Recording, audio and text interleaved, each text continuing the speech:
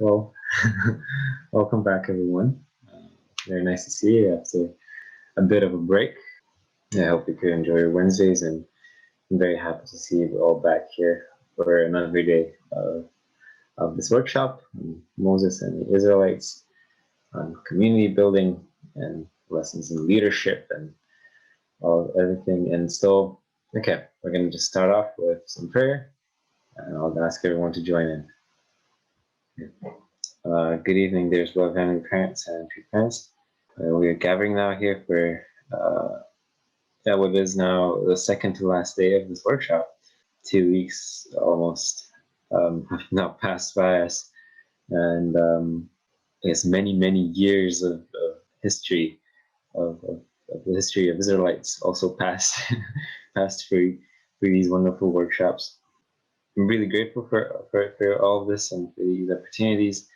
Yeah, for the chance that we have here to all gather up and listen to really a lot very well articulated wisdom and insights into the Jewish tradition and culture that is so well established and has so much depth in it that we can always learn from and draw inspiration from to build our own community, let's say, better or be the better leaders around, or just really work up to establish something so stable and so rigid to to overcome many years of challenges. And thank you so much for all this that you just give to us, really for nothing.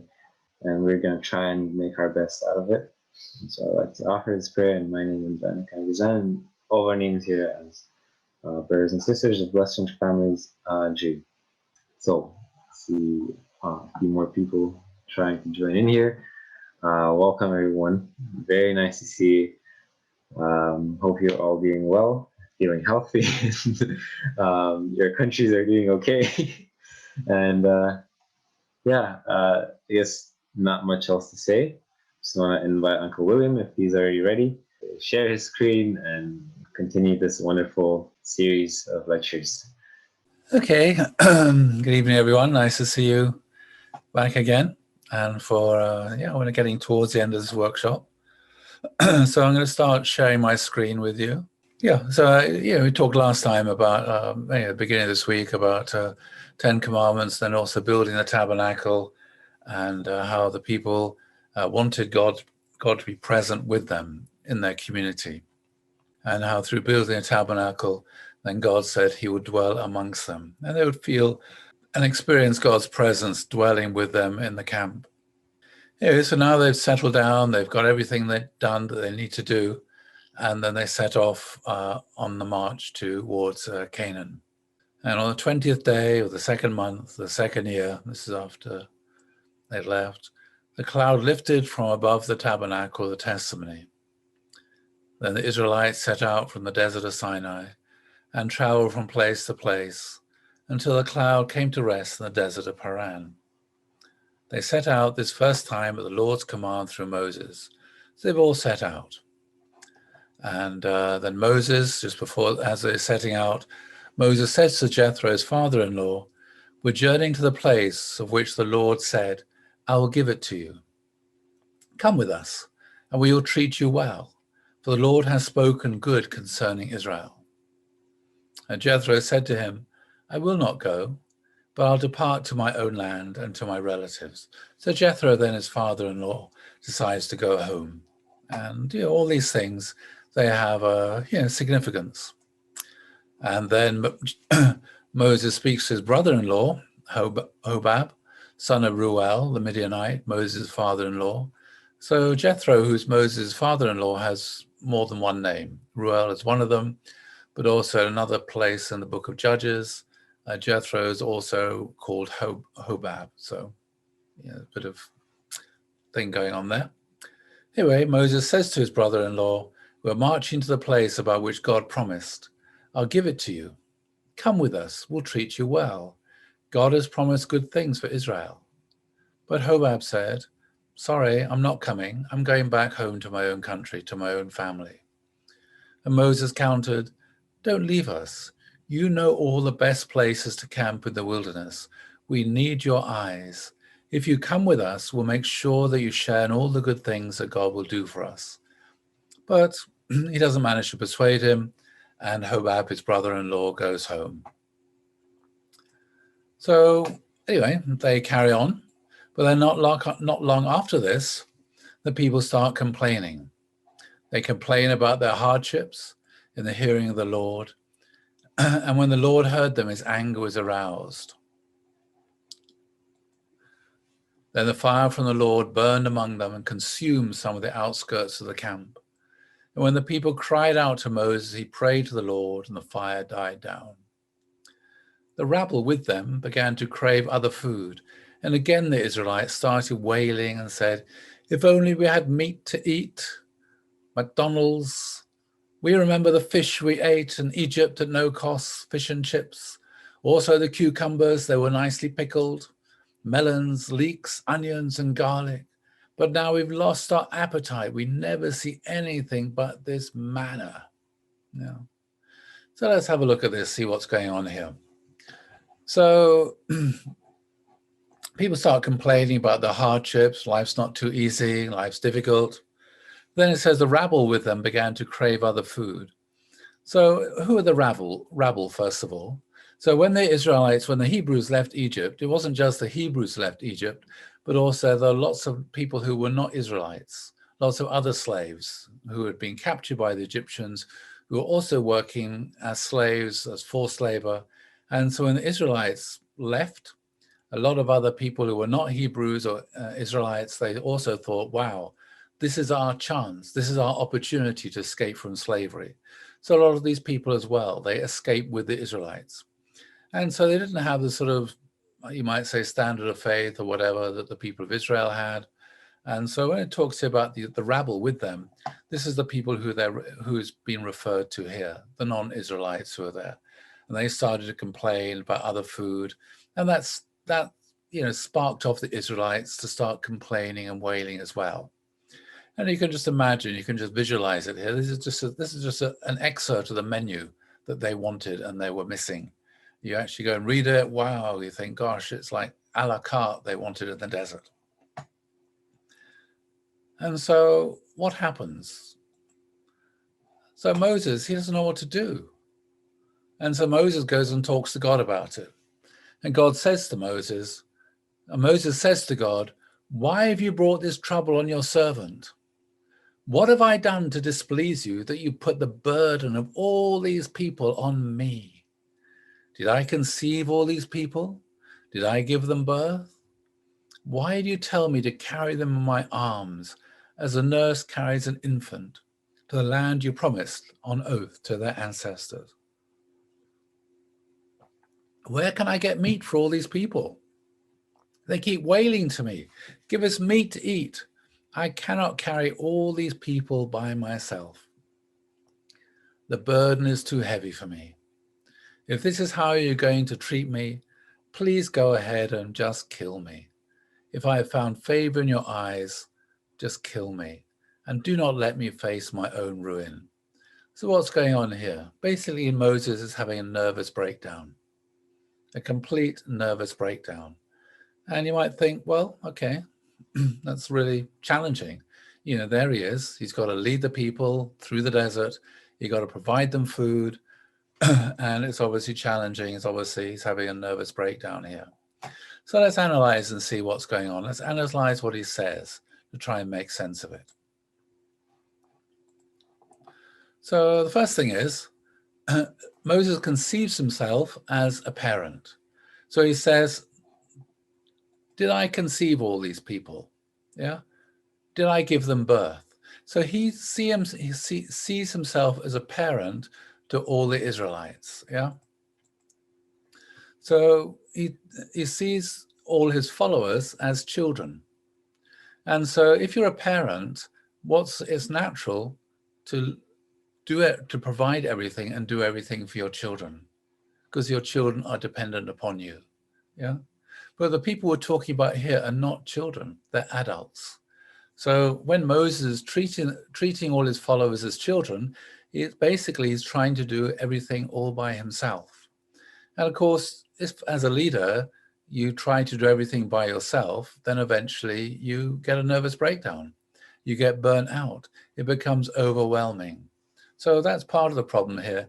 He's conceptualizing his role as that of a parent. And therefore he's seeing all the followers, the people of Israel, as his children, and therefore he tries to do everything for them. But then, of course, when you try to do everything for people, you keep them in a state of dependency. Just like children are naturally dependent upon their parents. Children depend upon their parents for food, for clothing, for everything. But we're not talking about children here, we're talking about adults. Yeah. So even though they're adults, he's treating them as children, and so they remain in a state of dependency. And so they're complaining. Because, if you're a dependent, you depend upon somebody and something doesn't go right, you complain. It's natural. So he's, by keeping them in a state of being dependent, he's preventing them from becoming responsible. And so Moses then is suffering from burnout. And so what he needs to do, as God will say to him in a moment, he needs to build a team.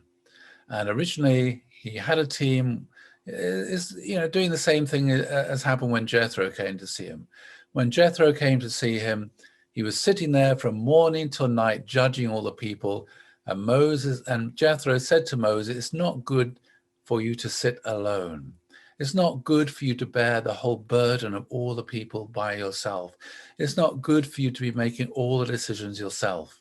And then Jethro advised him, divide things up, allocate responsibility to different leaders at different levels. So as we saw, based upon the maths, 1 out of every people became a leader. 1 out of every 8 Israelites had a certain level of responsibility. Yeah. And so this is what God tells him to do. That's what Jethro told him to do, was to build a team and to decentralize and to delegate. But we remember now, just a couple of verses ago, Jethro had gone home. Yeah. So Jethro was his advisor. Jethro is his management consultant. Jethro is the one who organized everything for Moses. And Moses, was Moses. He was a leader, and he, brought the law from God to the people. He guided them. He did this, and this. But he wasn't a particularly brilliant organizer. He needed Jethro to do that. But Jethro had gone home. And not only did Jethro go home, but also Moses' brother-in-law went home as well. So Jethro probably said, okay, I'll go home, but I'll leave my son and he can advise you. He can help you. Yeah, but he went home as well. And so it was very, very easy that even if one sets up a good system of delegating authority and responsibility, it's very easy when somebody comes to you with a problem that they ought to be solving themselves. It's much easier for you just to solve that person's problem than for you to tell them, actually, it's your job to make this decision, not mine. You take responsibility, you make the decision, you take responsibility for this area. I'm not going to do it. Yeah. But it's very, very easy when you're in that position of leadership, when people come to you with problems, instead of saying, no, I'm not going to take responsibility for this, because this is your level of responsibility. Yeah. If you don't want to be a team leader of a 10 or 50 or 100 or 1,000, that's okay, resign, and I'll appoint somebody else. But I'm not going to micromanage everything. Yeah. It's very tempting, very easy just to start getting involved in micromanaging. And when you start micromanaging things, then you're just overruling the people who are supposed to be taking responsibility. And after a while, they feel redundant. They feel, what's the point of me being here? If you're going to make all the decisions, well, you just make them all yourself. Yeah. And so this is the issue. Yeah. Moses had gone back to the way of leading that he had from at the beginning when he took the people out of Egypt. So Jethro had gone home, his management consultant, his advisor had gone home. And so he just easily went back to that style of leadership. Anyway, so he talks to God, and it's very good. He didn't just resign, he didn't retire, but, he said to God, blot me out of your book of life. Don't let me be humiliated and have a sort of public collapse in front of everybody. So whenever anything went wrong, he always spoke to God out of the reality of his own situation. Yeah, that's really important. He never thought, oh, things are too bad to talk to God. I'm too depressed to talk to God. I'm too burnt out to talk to God. But he just went and he told God, I'm burnt out. It's too much. I can't do it, etc., etc., etc. And as he started having this conversation with God, he started to sort things out. Anyway, so God said, all right. And the other point was, we saw that Hobab, Moses wanted Hobab to stay because he said to Hobab, you know all the best places to camp. Yeah, so now he got not only got the management consultant who's gone, but also the person who could be the guide to show them where they should camp in order to get enough, or in order for there to be enough food. Yeah, so Moses now is having to make decisions and having to lead, and in areas that he doesn't have the necessary knowledge for. Yeah, so that's the problem there. That's why it's really important then to build up a good team of leaders who have all the skills, all the knowledge that you realize you don't have yourself, but then also to try to keep them. And you can see Moses really tried to keep them. Yeah, he couldn't force them to stay. God doesn't guide and love and lead by force, but he tried to persuade them to stay. And unfortunately, for whatever reason, they decided to go home. I don't know why, but that was a very sad situation for Moses when two of the key people in his team just went home. Anyway, so God said, all right. God said, okay, I'll provide food. And Moses goes and said to the people, now the Lord will give you meat, and you will eat. You will not eat it for just 1 day, or 2 days, or 5, 10, or even 20 days, but for a whole month, until it comes out of your nostrils and you loathe it, because you rejected the Lord who is among you, and have wailed before him, saying, why did we ever leave Egypt? Now a wind went out from the Lord and drove quail in from the sea. So in some ways it's kind of quite amusing here. You won't have it just for 1 day, but for a whole month until it comes out of your nostrils, you loathe it. It's a bit like going to McDonald's. It's nice going to McDonald's. The first time you go to McDonald's, it's great.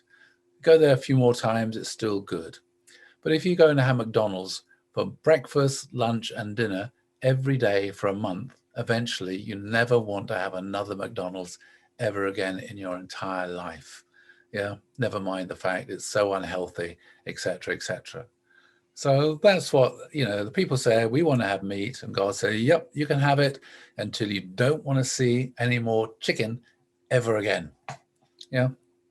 And so these quails, the little birds, they came in from the sea and they got nets. And they went out and caught them. And then they roasted them and ate quail for a month.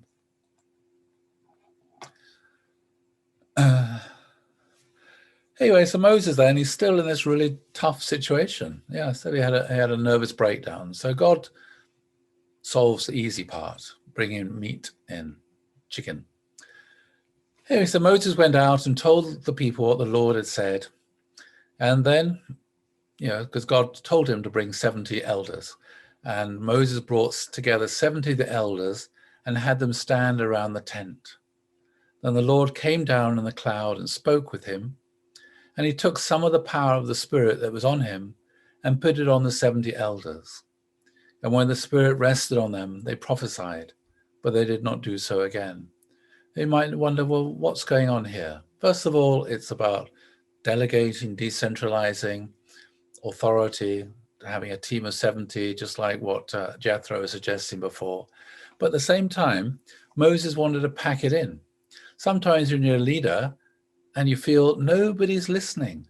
I've said this over and over and over again. Sometimes it's like that with your children. And you feel like I've said it over and over and over again. Do I make any difference? Is there any point in me really being here? Maybe I should just pack it in and resign and go somewhere else. I'm just failing. I'm trying my best, but nothing is happening. Nothing is changing. They're just doing the same old thing, same old. And it's very easy to become discouraged. And you can see here, Moses is incredibly discouraged and he just wants to pack it in. So what's God doing to try to help Moses? So what God says to Moses, okay, bring these 70 elders. And then he takes some of the power of the Spirit that was on him, Moses, and he put it on the 70 elders and they start prophesying. And then what happened here is that then these 70 elders, they started prophesying, and they made a huge impact upon the people. And then Moses was able to watch these 70 elders prophesying, and he could see, wow, even though I think I'm making no difference, in fact, I am making a difference. Yeah, because he could see the impact that these 70 elders had a little bit of his spirit, a little bit of his charisma, how people looked up to them and really respected them and were changed by this encounter. And he realized, yes, actually, even though I don't feel like I'm making a difference, actually I am. And sometimes it's like that with us. Sometimes we feel, have I really made any difference in the world in which I live? Did I really leave an impression upon anybody? Did I leave the world a better place? Has my life just been wasted, just a failure? And, I think everybody feels that at some point in their life. I've often felt that myself. And I remember one particular occasion. It was not very long ago, about 5 or 6 years ago. Anyway, I was invited to somebody's 60th, I think it was, a 60th birthday party. And anyway, I went there. And at this this party, there was it was in a place in South London where I used to be a church leader many decades before. Anyway, so this lady came up to me, and she asked me, this about, do I recognize her? And I said, yes, I remember you. And I told her what her name was. And then, when I knew her, she was a child. And she was a child of one of the home members. And I remember, I was responsible for the home members at that time in South London.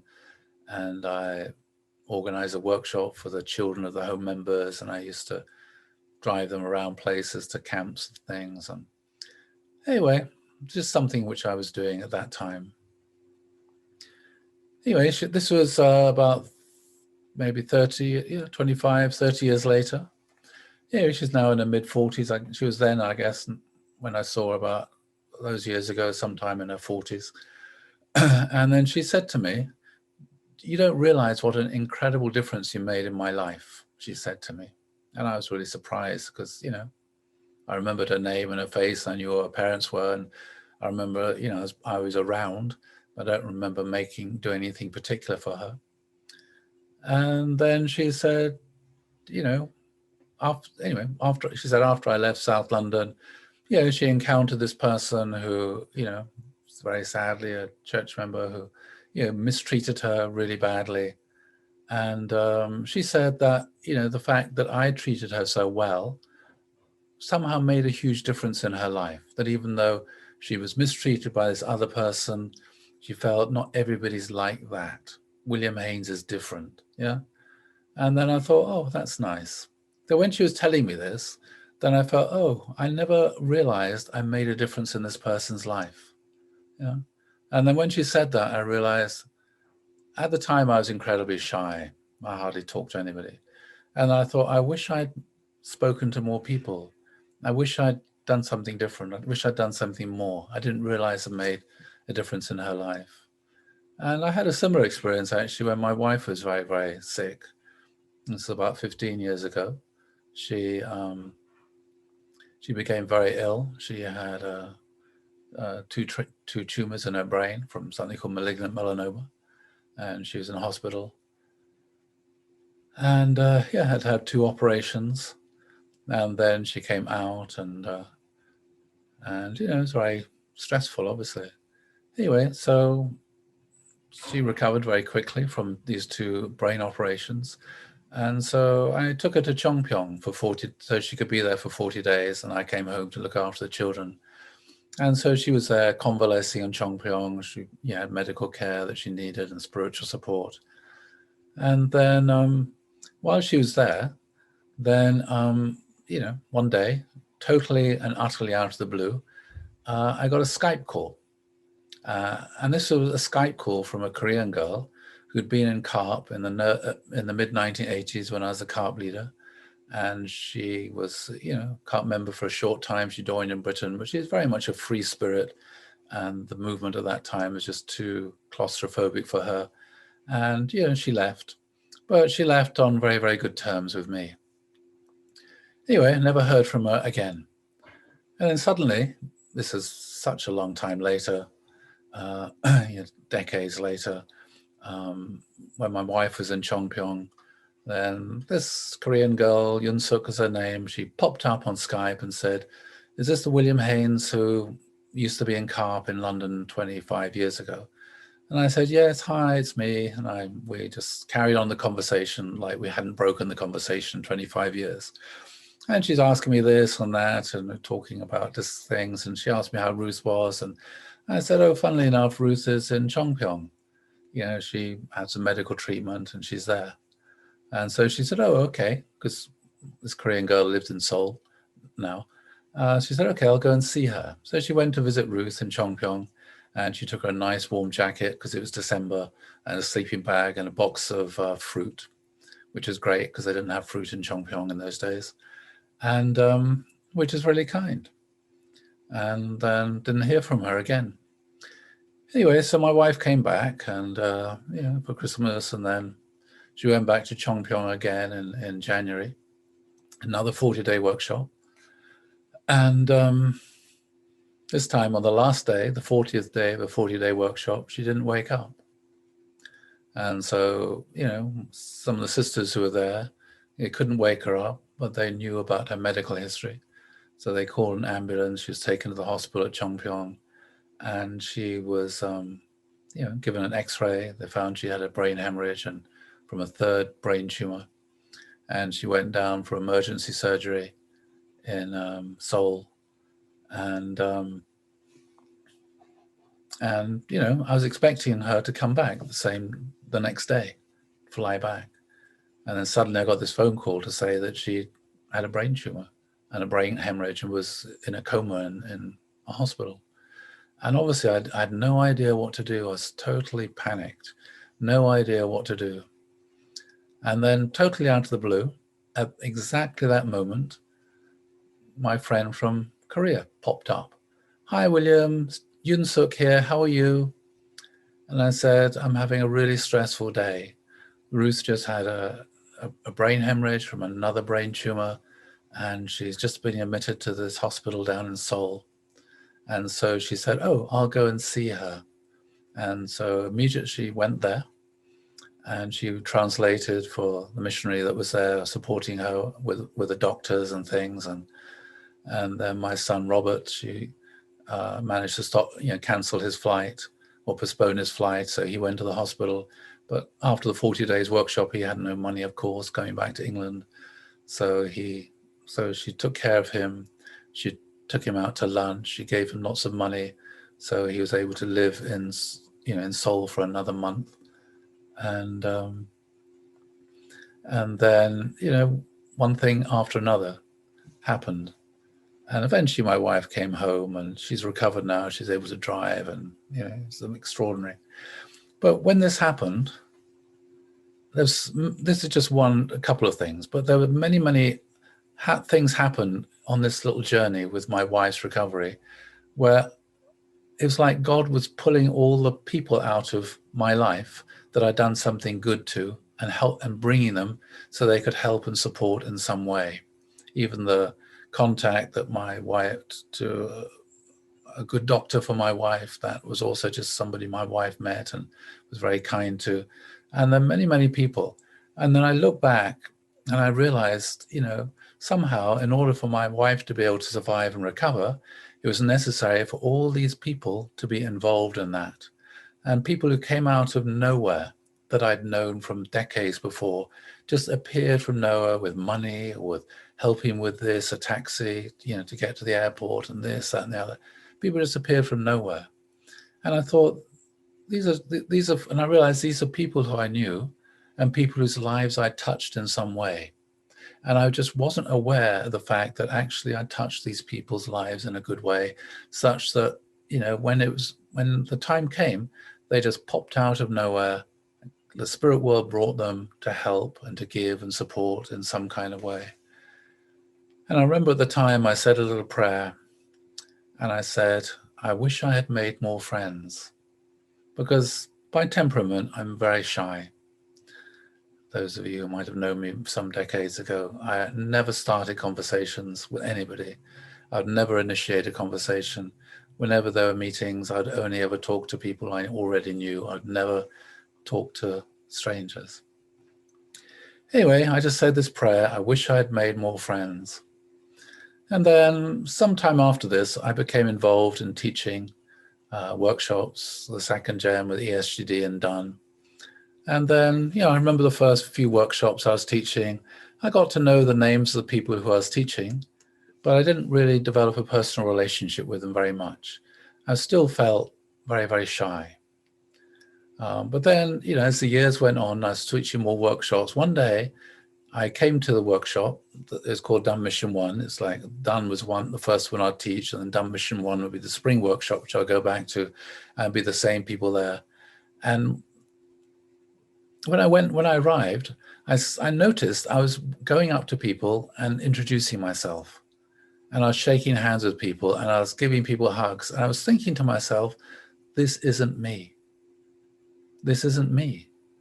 I'm not this kind of a person. I don't go around introducing myself to people who I don't know. That's not me. And then I couldn't understand why had I changed? And then I realized, oh, actually, God changed me. I said this, and then I remembered I said this little prayer, I wish I'd made more friends. And then I realized this little prayer, which I had said, then suddenly this little prayer was working in my original mind and was changing me. I said this little prayer to God, I wish I'd made more friends. And gradually I found I was becoming a more friendly person. I found that I was introducing myself to other people, which I would never do in the past. And that I would hug people, and I was happy to see people. Again, in the past, I was never happy to see people because I always thought, are they happy to see me? Because I always felt really self-conscious. And so I just found myself becoming a different kind of person. And then when I was reading this, I realized, oh, that's a little bit what Moses was experiencing. So sometimes I'll be teaching, and I feel, is there any point? Is anybody listening to what I'm saying? Is it making an impression upon people's lives? And then it's really comforting and encouraging when, sometimes years later, people come back and they contact me and said, you made a difference in my life through what you taught. Just this yesterday, actually, somebody who I taught in Chongpyong many years ago got in touch with me, and et cetera, and it's really touching. So it's just a lesson here. If someone's made a difference in your life, and even years later, go back and say, thank you. You really touched my heart all those years ago, because you don't know how it's going to encourage that person. Because sometimes even a Moses wants to pack it in and give up. Even a great leader like Moses wants to pack it in. So he also needed to be encouraged. He also needed to see that he was making a difference in people's lives. Yeah. And so, if you've got a leader, a follower, or, somebody who made a difference, touched your heart or your life in some way, go and write them a card. Say thank you, even decades later, because you just, if that person, comes into your mind, just write to them. You just don't know how significant, how important it might be, and how it might be that through you, God wants to be able to touch that person and encourage that person. Anyway, so let's see, what's the time? Okay. All right, so then they're moving on now. And when they got to Hazeroth, it says here that Miriam and Aaron criticized Moses. And they said, has the Lord spoken only through Moses? Hasn't he also spoken through us? And the Lord heard it. Now the man Moses was humble, more so than anyone on the earth. And the Lord said to Miriam and Aaron, listen to my words. If there's a prophet of the Lord among you, I make myself known to him in visions. I speak to him in dreams, but not with my servant Moses. I speak with him face to face, visibly. So why aren't you afraid to criticize my servant Moses? The Lord's anger blazed against them, and they went back. And then at that point, Miriam became leprous, and then Moses prayed to God that Miriam would be healed from her leprosy because she spoke badly of Moses.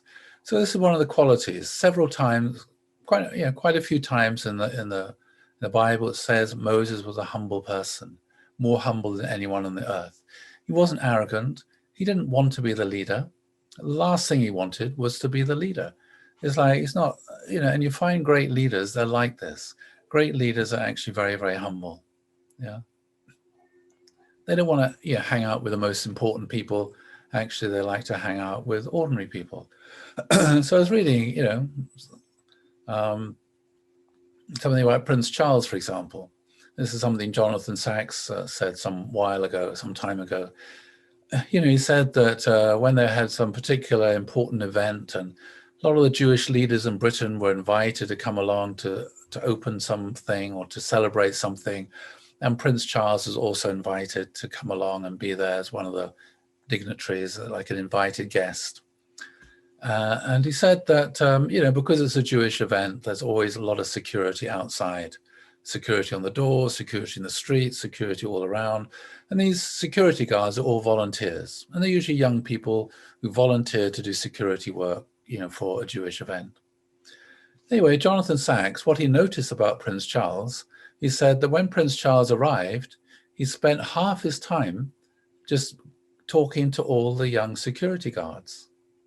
Instead of spending all his time talking to all the VIPs and important people, half the time was just introducing himself to the young, insignificant in one way, because they had no position, security guards, and getting to know them.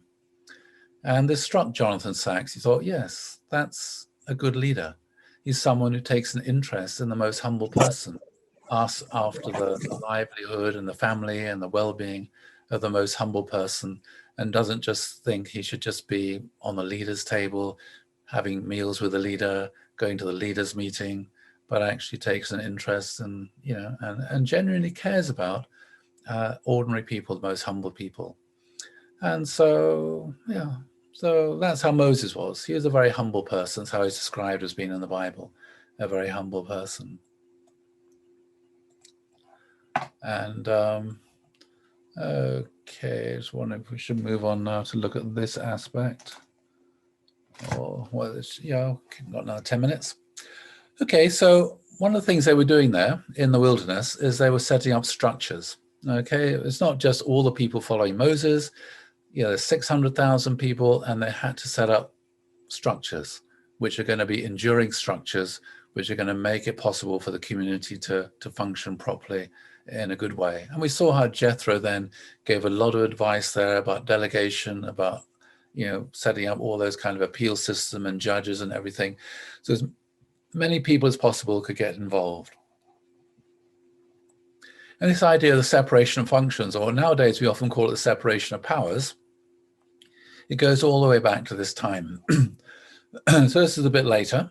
This is the prophet Isaiah. He says, again, talking about God and the nature of God, what is God like? It's always a question. What is God like? What are the attributes of God? And so Isaiah said, God is our judge, God is our lawgiver, and God is our king. Yeah, he will save us. So this is the idea here. God is king, judge, and lawgiver. And the biblical understanding is only God is able to rule alone. But when it comes to the human world, all these things are divided. Yeah. So when we look at the world in which we live today, in Europe, they caught up with this idea during the time of the Enlightenment. Montesquieu said you should have a separation of powers or separation of functions within government. There should be judiciary, legislature, and executive. And he was studying the English system of government, which is moving in that direction, and it moved further in that direction in America.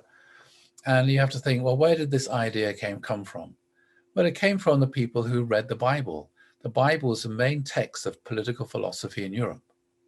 So when people read, oh, judge, lawgiver, king, okay, we need to have a separate judiciary, an independent separate judiciary.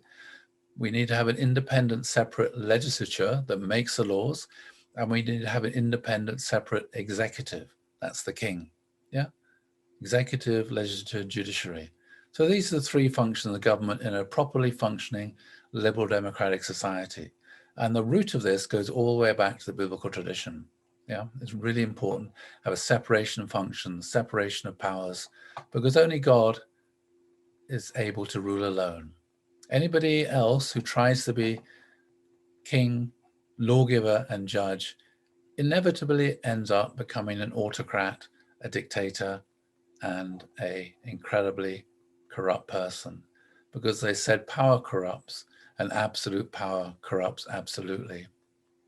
And so, in order to solve that, power has to be distributed. Yeah.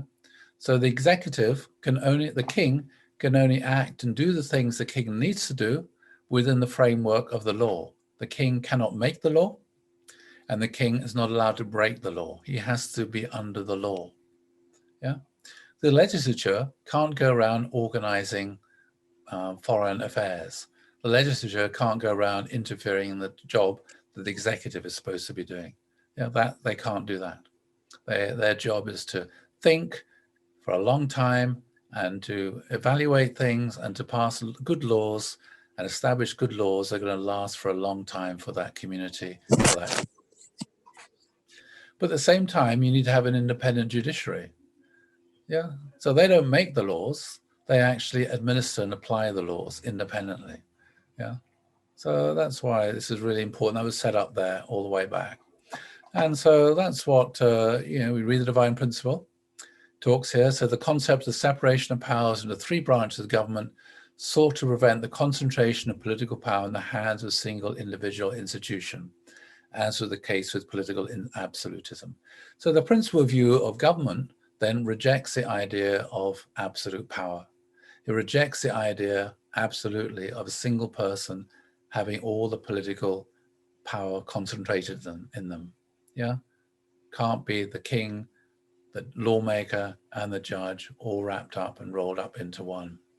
From the beginning, so the principle says from the beginning, so we're looking back here, the beginning, Moses' time, the separation of powers was to be characteristic of the political structure of the ideal society which God has been working to realize. So God from day one expected that if there had been no fall, then society would have grown and developed, and these kind of institutions would have come into existence where there would have been the separation of functions, separation of powers. Yeah, right from the very, very beginning. As you get beyond the family to a community, you need to bring in these kind of structures, and it's really important. So God has been working to realize that. And so, you look at human history, how long has it taken to get there? A long time. Look at most of human history, most countries, for most of the time, they're run by dictators. They're run by kings who thought they're above the law, or pharaohs who thought they're above the law. They're run by emperors who thought they had the authority to make law. Yeah, that's most of human history has been like that. It's only very, very recently that these kind of ideas have finally become accepted and established in certain parts of Europe. How long? Not very long, just in the 20th century, basically, in most of Europe. Taken a long time to get there. In the human body, the lungs, the heart, the stomach maintain a harmonious interaction in accord with the directions of the brain, transmitted through the spinal column, cord, and the peripheral nervous system. By analogy, the three branches of government in the ideal world, the legislature, judicial, and executive branches, will interact in harmonious and principal relationships when they follow God's guidance as conveyed through Christ and the people of God. So that's also interesting. The guidance comes here through from two sources, okay? And so first of all, they cooperate with each other, but they got different jobs, just like in the body. The heart doesn't try to do the function of the liver. The liver doesn't try to do the function of the stomach. The stomach doesn't try to do the function of the lungs. Each is specialized to do its own role and its own function in the right way. But of course, they're harmonized. They work together, yeah? So they're all brought together by the spirit or the soul. They're all harmonized and they work together. That's the principle. It says God is the brain, God is invisible, just as it's like the human soul guides all the body to work and function together in harmony. And so also in society, it should be God's guidance, yeah, and the people through Christ and the people of God. So who are the people of God? These are the ordinary people that have an opportunity to vote in an election. So the divine principle also, it talks about there being political parties. Yeah. So that means the government needs to listen to and pay attention to what people say. It has to pay attention to the outcome of referenda. If there's a referendum, the government doesn't have the authority to say, you are stupid, you people, you got it all wrong. We're going to ignore you. The government has to recognize, oh, this is what the people want. Yeah, there's a saying, the voice of the people is the voice of God. Yeah, so if you want to know what God wants, you have to listen to the people. Yeah, but at the same time, it's really important that the people themselves should be well educated. So the people themselves, they should be following God's guidance. Yeah, so how do they follow God's guidance? Basically, it's through listening to and following their conscience. So when they come to vote and make decisions, then they pray, ask God's guidance. What is the best thing to do in this situation? How should I vote in this situation? So they vote in the right way. So that then the basics. So the principal vision of a good society then basically is not very different to the kind of society which has developed in liberal democratic countries in the last few decades, and in some places like America, the last couple of 100 years. Of course, it's a challenge. Of course, there are people trying to undermine that. There are people who don't like it. There are plenty of presidents, there are plenty of politicians who hate the fact that they do not have absolute authority. Yeah, that they don't want to be contradicted by the legislature. They don't want to be contradicted by the judges.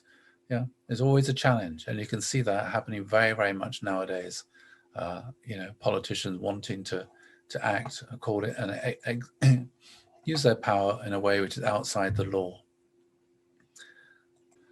So we're going to carry on. As I said, it's looking at community building, part of this, which is not just community, but also nation building. And, it's not an easy process, nation building.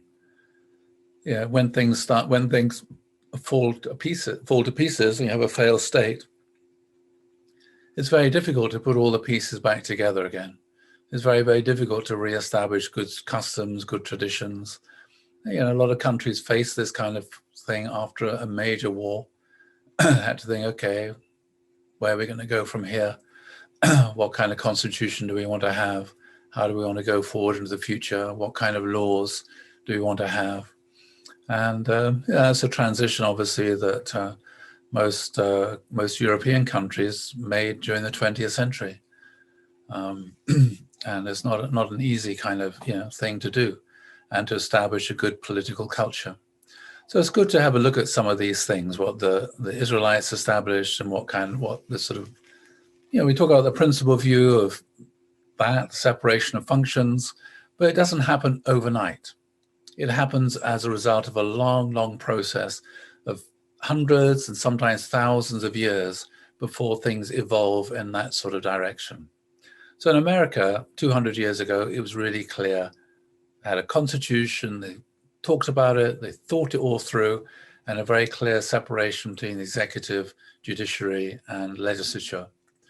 And the ideas they got for that were mostly from political philosophers, John Locke, David Hume, who's from Scotland, and also a French political philosopher, Montesquieu. And so they, took that on. But it had already been developing in that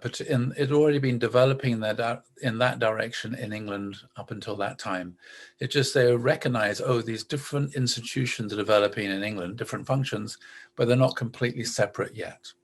And still in Britain today, there's still no separation, you'll be surprised to know, no formal separation between religion and state. There's no formal separation, in fact, there's no separation at all between executive and legislature. And the separation between the legislature and the judiciary only happened a few years ago. It's in a process of evolution, all these things. Okay, so let's have a look at the first one, the separation of religion and state. So here we have this religion state that's represented in the Hebrew Bible by king and priest. So Moses then is the leader. He was a prophet, and but also he was the executive authority, the leader. So he's like in the position of the king. And Aaron, his brother, was in the position of the priest. So this is completely innovative or unique in the ancient world, because in the ancient world, the king was divine.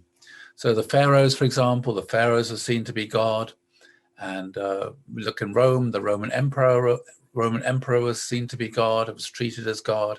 And in the ancient world, it's very, very common for the king or the emperor or the pharaoh or whatever to have within himself not only executive power, kingly power, but also priestly or religious power. And so this is a great innovation. So when everything's wrapped up into one, that means if you disagree with and you're criticizing the king, not only are you criticizing the king, you're also criticizing God. And a lot of people, they don't mind criticizing the king, but when they start thinking, oh, I'm criticizing God, maybe I'm committing blasphemy, then it becomes much more problematic. Yeah. So that's why all religious or political leaders like to have not only political power and authority, but they also like to have religious power and religious authority as well, where they were treated as being sacred, treated as being divine, and where their person itself was almost like had this kind of divinity, divine character. But here you got the separation of Moses and Aaron, separation of these functions. But then so that's the religion state. But then we see within the religious sphere, there was another separation took place within the Hebrew Bible, within their history. This is a separation of the priest and the prophet. So the priest then was the role of the king was passed on dynastically, not through Moses. Moses himself, nothing passed on to his children and his grandchildren. Okay, but when there was a king, then the next person to become the king would be somebody from within the king's family, usually the eldest son, if he's most qualified. And you might wonder, well, why is that? Well, it makes life a lot easier. If the king dies and nobody knows who's going to become the next king, then you can have fights between different families. Each family wants to have the power to become the king and all the political power that goes with that. If you actually limit it to the king will only come from one family, then it means there's much less likely to have the conflict over who becomes the next king when the king dies. And then every country has worked out certain kind of rules of succession. Okay, so the king's died and he's got lots of sons. Okay, which son is going to be the king? And sometimes there'll be fights between the different sons to see which one is the most popular, which one's the most charismatic, which one could mobilize the biggest army, because each of them wanted to become the next king. And again, okay, that doesn't work. The whole point is to establish peace. If you have people fighting over political authority and power, who's going to become the next king, this leads to civil wars and there's no peace. You want to have a peaceful society, a peaceful state. And so, countries decided, okay, let's limit the who's going to become the next king to within that particular family. And usually it'd be to the eldest son.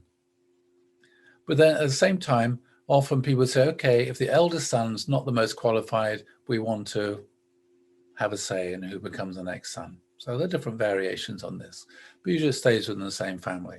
And then you have a much more peaceful transition of political power and authority from one generation to the next. And the other thing which develops, I'm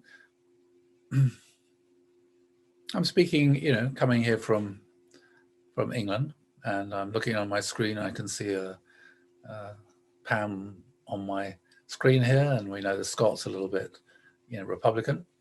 But the idea of having a king is within the way it works in Britain today. Is the king then or the queen stands above politics? You have all these political parties, but the king or the queen can represent the whole country.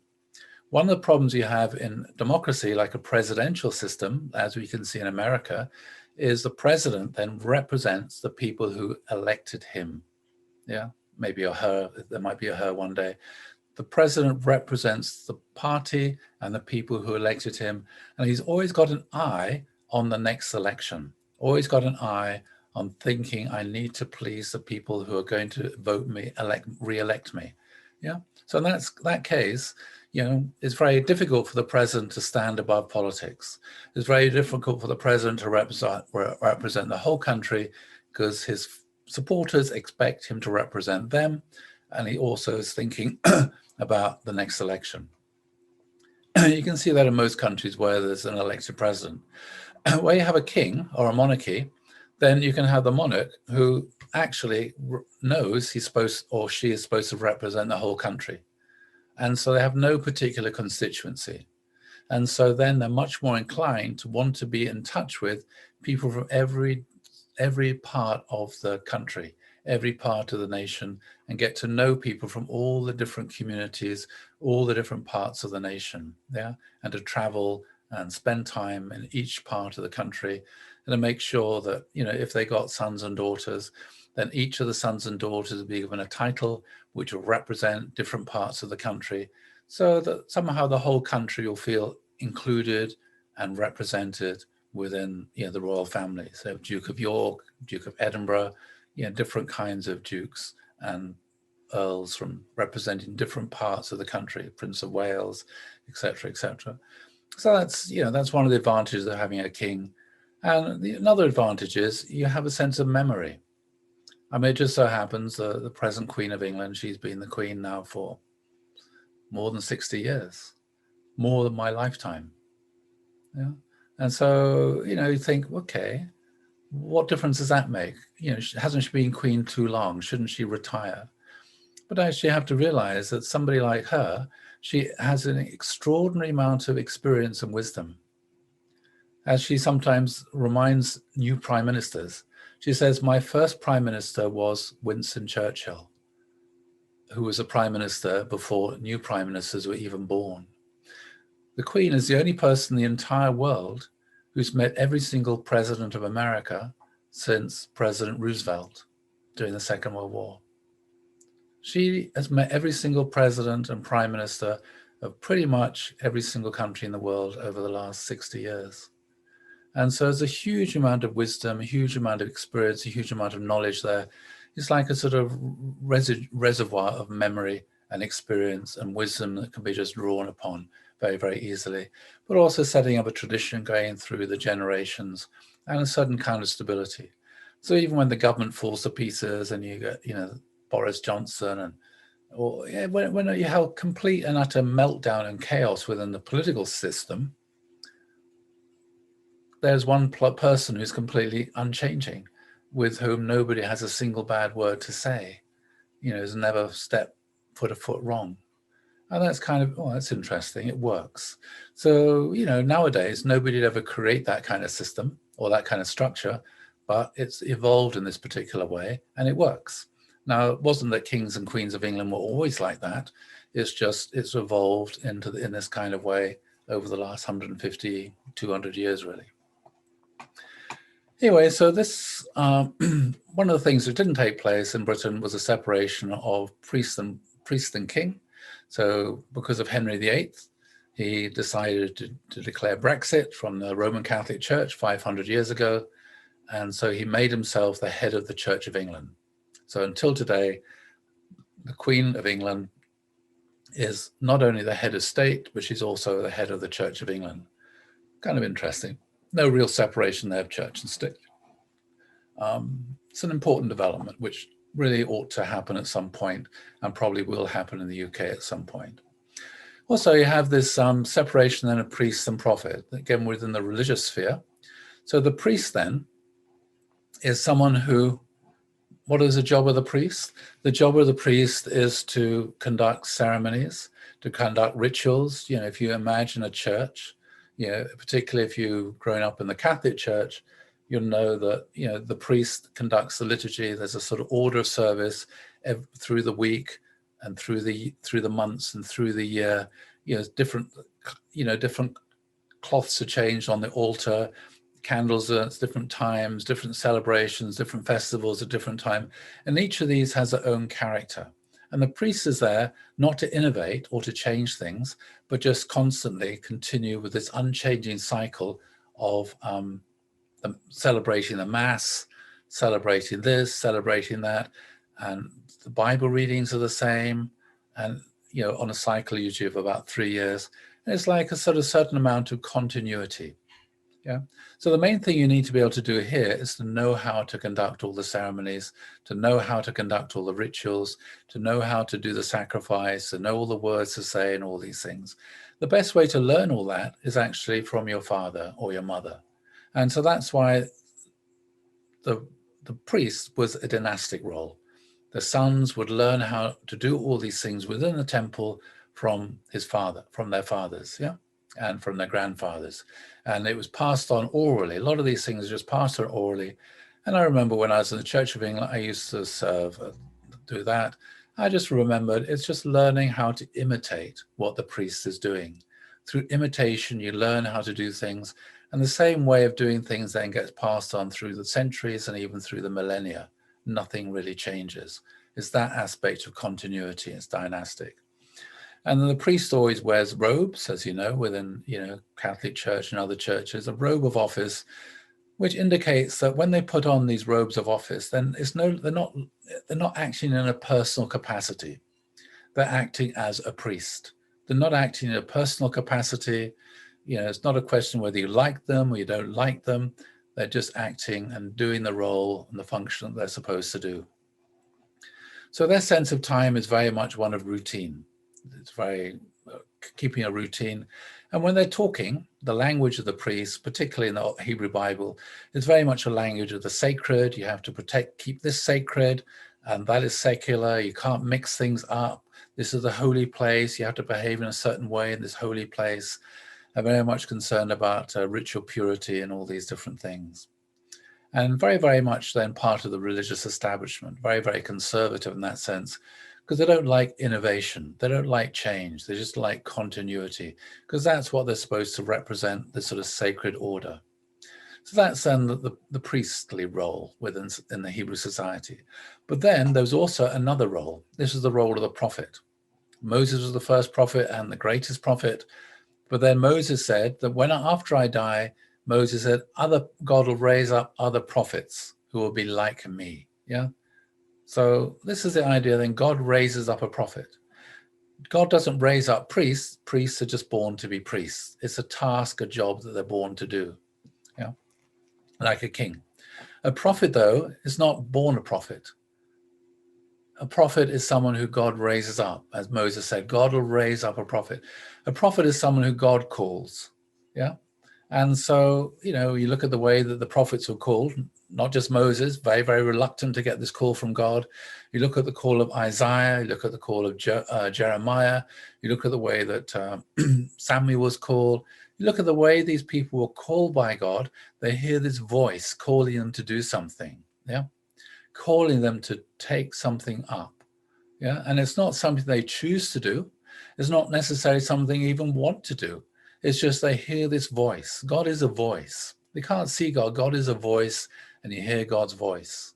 Yeah, just like when Samuel was sleeping as a young boy in the temple, and this voice came to him, Samuel, Samuel, and he woke up, and he thought it must be Eli calling him. So he ran off to Eli, who was the old judge and prophet, and he said, Eli, why did you call me? And Eli said, I didn't call you, go back to bed. And they heard, then a voice came again a second time, and Samuel jumped out of bed. What does Eli want? Does he want a glass of water or something?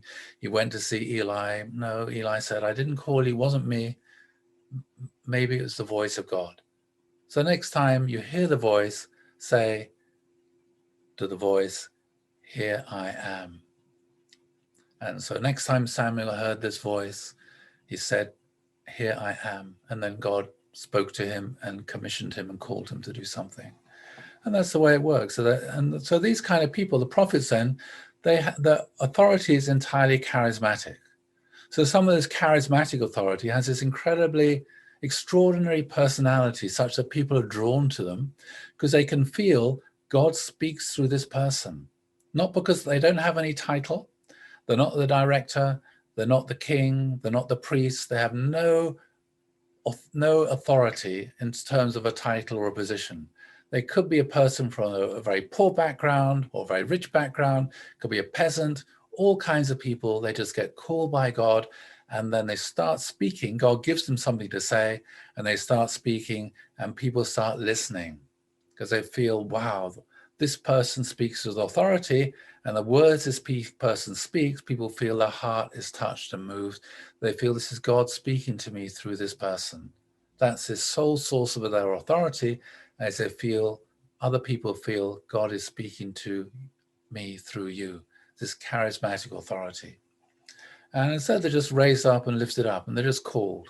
And, different people, I'm sure there are people here in this call, in a Zoom, who've been called by God. I had an experience, I think I might have shared with you earlier on, how I ended up coming to be teaching. It wasn't something I planned to do. I was in retirement. I'd done all my work in Russia, I'd done my missionary work. I was now just had a regular job as a school teacher. I wanted to save up some money, support my family, get a house, etc., etc. Anyway, one day, I hadn't taught the principle for years. Anyway, so one day in the middle of the night, God woke me up, and God said to me, "I miss you." And I thought, oh, that's nice. God misses me. It's nice to be missed by God. It means God loves me and cares about me. And I said to God, why do you miss me? Did I tell you this story already? Maybe on the other workshop. Anyway, so I said to God, why do you miss me? And God said, I miss you not teaching the divine principle. And I said, well, there's loads of other people teaching the principle. There's this person, that person, the other people. Why me? I've got a job. I'm working full time. I don't have time to teach divine principle as well. And God said to me, because you teach the principle the way it's supposed to be taught. And I thought, oh. And I thought, okay, what am I going to do with this? And God also said, as a sort of extra little thing, you better go to America and teach as well. And I thought, what am I going to do? Get on a plane and go to America? I just didn't know what to do with this. Anyway, obviously I went back to sleep. But the next day, this was going over in my head over and over again. What am I going to do? Am I just going to ignore this? Or am I going to try and do something? And, I said I was just a regular member, turned up for church every Sunday, and no position. Anyway, so I thought, okay, where can I start? And so I thought, okay, I'll go and see what's going on in Sunday school. So I turned up at Sunday school and said to the person teaching the teenagers, can I just sit in the back of your Sunday school and see what you do? And so he said, yeah, sure, why not? He's a friend of mine. And so I sat in the back, and every Sunday I just came along and I sat in the back and listened and watched. And I didn't introduce myself to any of the kids because I was too shy. But then after a while he said, well, why didn't you have a go? And I was really nervous. I thought, okay, I'll see if I can teach a Sunday school lesson. And so I started teaching. And anyway, I ended up doing that every Sunday for 10 years. And then gradually I got involved more and more teaching. So I'm doing this. And, in the end, I went to America. I was there at the beginning of this year and a couple of years ago. And so again, you get a call by God. You just have to think, okay, what's the first step? Just take the first step, and then what's the next step after that? And step by step by step, is that I've worked myself up from being a Sunday school teacher to teaching people all over the world. And, I couldn't have done this all those years ago, but somehow God was, I felt, preparing me, training me, getting me to study more, learn more, getting me to the place where he knew that I could be to be teaching. Anyway, so prophets then, they have no uniform. They're just regular guys, just standing on the street corner, preaching and teaching. And they're very spontaneous. They just pop out of nowhere doing this kind of teaching and prophesying. And they have a very different vocabulary. Their vocabulary is one of justice and compassion. So the main thing that prophets are concerned about is justice. And you read the Hebrew Bible and you see that the prophets are always speaking about justice. Yeah, God gave the Mosaic law about how people should be treated, how the widows, the poor people, strangers, aliens should all be treated. And if that wasn't going on, the prophet would speak up and say, those people are being mistreated, they're not being treated properly. So I looked at that earlier on this week. We looked at the people who God found held to be guilty and God wouldn't, yeah, and they got punished. Yeah, these are the people who were violating the law, who were treating the poor people unjustly and unfairly and exploiting people. So the prophets then, their concern is about justice, it's about exposing corruption, and also their concern is one of having compassion. So they would speak out and they would criticize the king. They'd speak out, speak truth to power, yeah, and they would speak out towards the religious authorities. The prophets are incredibly critical of religious institutions and held religious leaders to a much higher standard than everybody else, because they said, you are there representing God in one sense, so you need to have a much higher standard. And if you become corrupt, then people will stop believing in God. And we can see that happens very much. And so they were basically social critics, representing in that sense the voice of God. And, you know, in modern society today, we don't find many prophets, but the role of the prophet in modern society has been taken up by the newspapers. Newspapers that expose corruption within the political sphere, expose corruption and misdoing in the business sphere, expose corruption within the religious sphere. That's their job, to speak truth to power and expose corruption and to keep people honest. Yeah. When they don't do that, when they stop doing that, then we're all lost. And that's what's going on in the world today. Very rarely do you find the media speaking truth to power. Often you just find them the handmaidens of power, supporting a particular political line, yeah, supporting and being used by the government to promote a particular kind of policy instead of actually critically examining the policy, which they don't do anymore, especially during the present coronavirus thing. Very, very little critical examination of government policy going on, and etc. And it's the same in this country. The media almost exclusively supported the European Union and didn't support, and didn't give voice to people who supported Brexit, for example. So it's very, very important then to have this kind of voice, representing this alternative voice, speaking truth to power. And the Hebrew Bible, you can find that. You read the prophets and they're searing in their criticism, incredibly critical of kings and the religious establishment. It's a shocking way, you know, the way the thing they say. So you can see here this importance then of teamwork. You have leadership and a God-centered team. And so it's not the leader-centered team, it's a God-centered team, yeah? And that's the whole point in the principle. You have the executive, legislature, and judiciary, all guided by God, not but guided by the king, all guided by God. In other words, all living a spiritual life, listening to their conscience, and on that basis, they're able to cooperate and work together harmoniously. They need a mixture. Another very interesting teaching about this, you know, it's all to do with how to solve problems and have a good society. This is fascinating. This is something we all know this. We all know this verse here. Well, there's a little bit of it.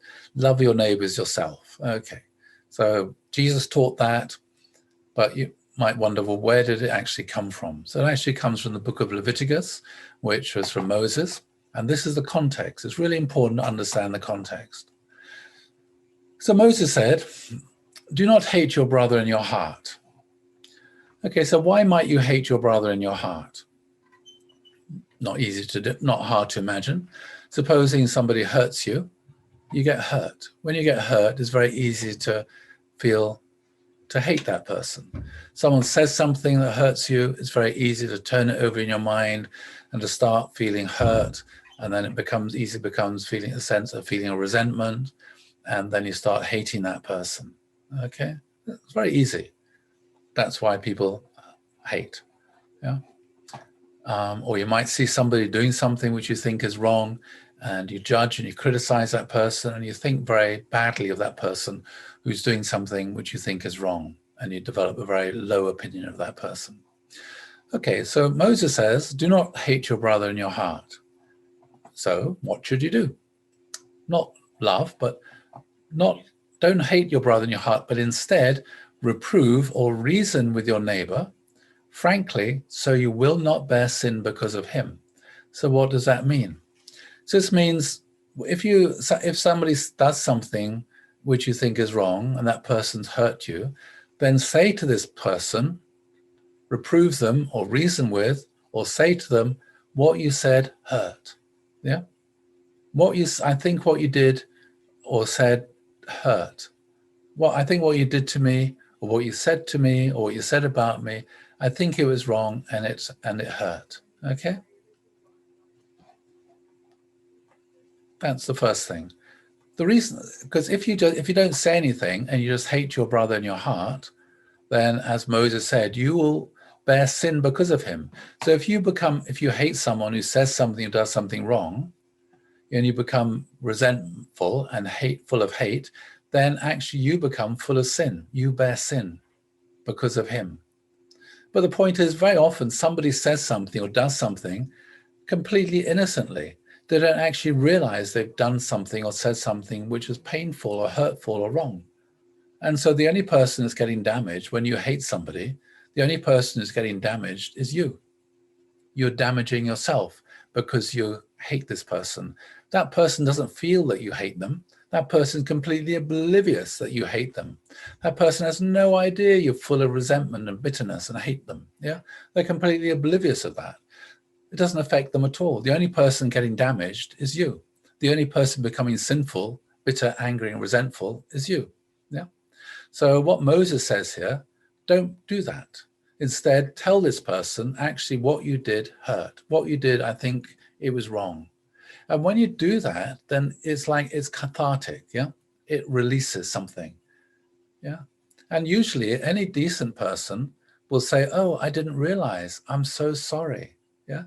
Any decent person, when you tell them, I think what you said or did to me was wrong, will say, I'm sorry. I didn't realize I hurt you. I'm sorry. Please forgive me. How can I make it up? Yeah.